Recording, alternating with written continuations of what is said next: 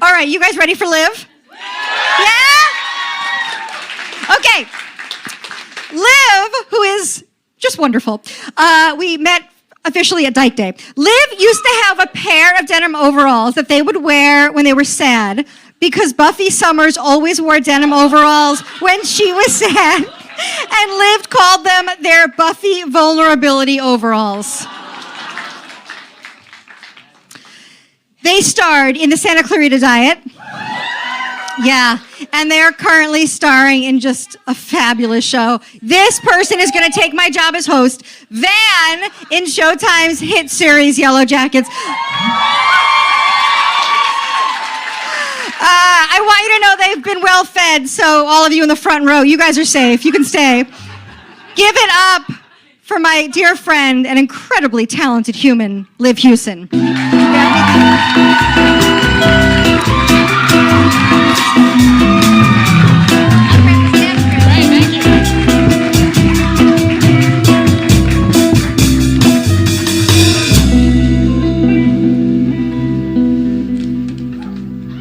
Okay, guys, it's fucking for real. I have, like, paper. It's serious. Thank you. It's incredibly serious business, all right? Okay. How cute. Wait, how cute.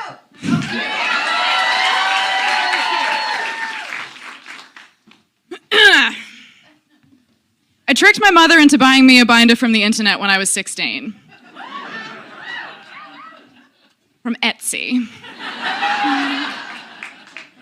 I didn't have a credit card. It was purple.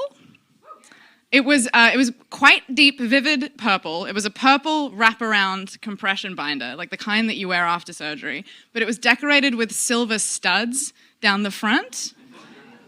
Very cool. It was designed in such a way that it could be worn the way binders usually are, but also could be worn by itself. And I thought, fantastic! I can pretend that this is just a strange shirt. And I did. And it worked.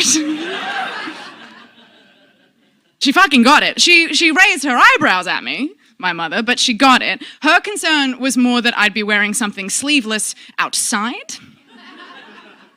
Trust my mother to be more worried about sunburn than anything else. I told her not to worry, I'd be very careful.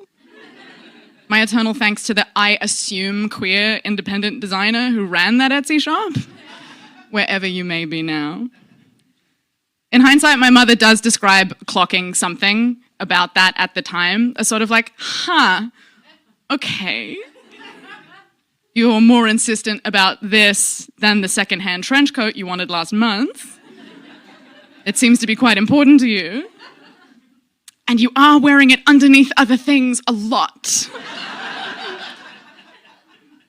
When I told my parents that I'm non-binary, both of them separately said something along the lines of, well, we always sort of figured that there was something going on with you and gender. And that is so funny because I assumed that I was doing a very good job of keeping it under wraps. But it turns out that my parents were just as inarticulate about my experience growing up as I was. Like, we were all noticing the same things about me and all in unison going, God, I wonder what that's about. Anyway, like, is anyone gonna say anything? I guess I'll go eventually. And as I was telling them, as I was losing the game of chicken we'd all apparently been playing, my mum bought up the binder because she remembered it. Like, on some level, she knew what it was. And I feel like that says a lot about my parents. And I think it's quite beautiful, you know, in not knowing about me yet. It's like, okay, I might not know what to say about this, but I know I should get you the shirt. You know, and that's not nothing. That's a real gift. And it felt like one. I kept that binder for so many years. But it's like when a person can't express themselves, I think they end up making compromises and also jokes. My castmates and I went to an event together in 2022 And one of them had her nails painted in this pattern of tits. Like black and white lines on a white background, all of like breast shapes of different sizes. And I used to have a shirt like that. So I was really excited to tell her, and she laughed. And then everyone spent the next few minutes pointing at her nails, figuring out which tits they were. Figuring out which breast shape matched theirs, was the closest to their own. And then eventually everyone had spoken but me. And nobody pressed. I was out by then. That was very nice of them. And eventually I just quietly said, like, ask me again in a couple of months. And my classmate said to me, oh my God, you're doing it? And I said, I'm waiting to hear when they can fit me in, but yeah. And she hugged me really tightly.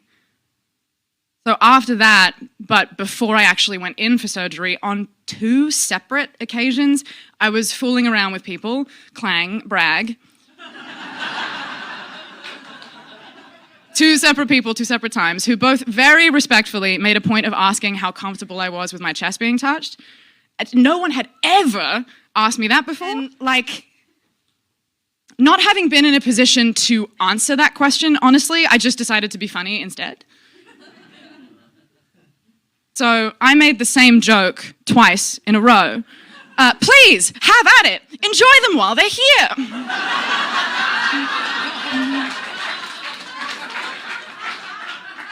It seems only fair to give them a day out before we send them away to the farm.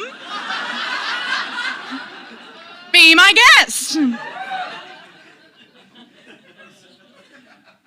Around 2014, 2 of my friends and I ran a small badge making business. Stay with me. One of us had a machine, and we would get our hands on old books, like old posters, magazines from thrift stores, and we would make art out of them that we would then press into badges, like pins people could wear, and then we'd sell them at local handmade markets. So in terms of the 2014 hipster landscape, I think we fell somewhere between like macrame owls and like wall art made out of shattered vinyl. We made 0 money, obviously. But it wasn't about that. We just liked being creative and each other's company. It was fun to do. The badges were cool. I still have a few of them. But where I'm going with this is that at one point, my friend, who's a photographer, wanted to branch out into making badges out of images that we'd made from scratch instead of ones that we'd found. So we made a series of, and I don't remember whose idea this was, badges that were, to scale, life-size photographs of each other's nipples. Now, this is genius as far as I'm concerned. We got multiple friends of ours in on it. People wanted their own. The idea of a badge that's a nipple that you can pin anywhere, that's fucking gold. But my point is, if you were in Canberra just under 10 years ago at a hipster street market, at a badge store, looking at a series of realistic nipple badges, and you got yourself the pierced one, that's me, bitch.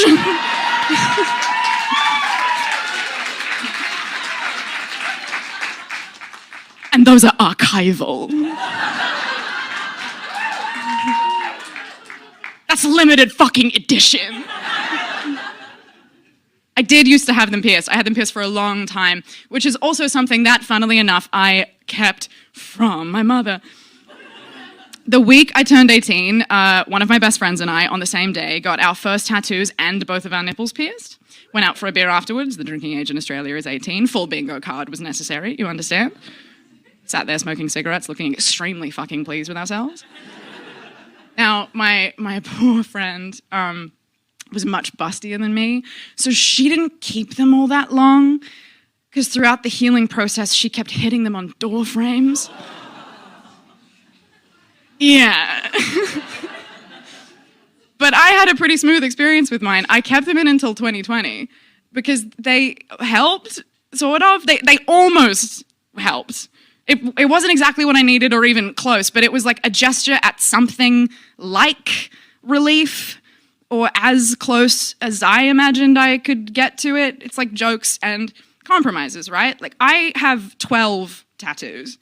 You can't see them most days. And they're great, and I love them, and I'm going to get a bunch more. And also, a big piece of getting tattoos, particularly early on, was reaching for a way to fulfill the need I had to have some kind of constructive relationship to my body.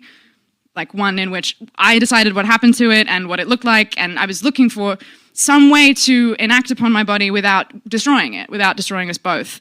Something, looking for some compromise. Like, okay, if this is the body I have to be in, maybe I can find a way to mark it, to change it, to make it mine a little, somehow, you know, make it as mine as I feel I'm allowed, particularly if my body couldn't be different in the ways I actually needed it to. And I used to have a bunch more piercings than this, same thing. But my chest being the most literal example, there was never anything subconscious about that one. Like sometimes with the body modification I did, there was like repression or denial involved, but I would stare at the silver bars through my chest and literally think to myself, well, at least I've done something to them. And it's a compromise of diminishing returns. It doesn't work. You don't get anything back. There's no prize at the end for having exhausted every miserable alternative before doing what you actually needed to do in the first place. You know, the best way to be in relationship to your body is to stop treating it and yourself like something that needs to be compromised around. But that seems very obvious now. So my mum found out about the nipple piercings at the doctor's office within about a year. I don't remember why, but I needed a scan or an x-ray, something that required metal jewelry to be removed. And there were some I couldn't take out of my ears, so the doctor covered them with tape. And I asked for some tape for my nipples as well. And my mum had this gorgeous reaction that I haven't quite seen out of her since. She was sort of delighted. Like, never wanted to hear about it again, obviously. Was mortified, but she had this sort of like born in England, like schoolgirl smile on her face. Like, really? Oh, for God's sake. By contrast, when I told my mum I was having top surgery, she said, "It did occur to me that you'd end up doing something like this one day." And I'm obsessed with that. Because that's exactly it. You know, it's gentle, it's matter of fact, and it's obvious. Like, how could it not have occurred to her? Inside that inevitability is a real peace, because what is there to run circles around? But I had been running circles around it for so long. But of course, she could see all of that. She's my mum. Happy Pride.